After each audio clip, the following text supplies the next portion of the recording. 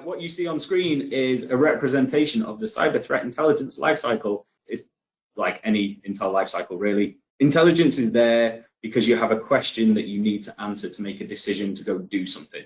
So we'll take it right back to bare bones. I want to make a chicken korma and I don't know how to make a chicken korma. You can call me names for having a korma and not something spicy. Go for it. I don't really mind.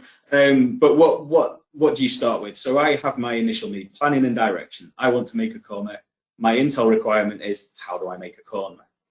Now you have a collection, which is next. So what sources do I need to answer that question? You can have cookbooks, you can have online lists of stuff, online recipes from multiple different people, but you need that collection in order to answer that question. That collection needs to be processed in a way that you can interrogate it. Google comes into mind for this, right? How do I make a korma? Type that into Google. They've processed the data that they have indexed from all the different sites. They go and crawl, and you can type in, how do I make a korma? It understands your intent, and it shows you what it thinks is relevant data back to that question. It now allows you to do the analysis over that. Click on a Jamie Oliver link. All good. I'm going to go and make a Jamie Oliver korma. The dissemination, again, that's how that data is represented back to you.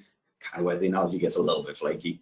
Complex, so good in korma. The dissemination is how am I as the consumer? How do I want to receive that data back?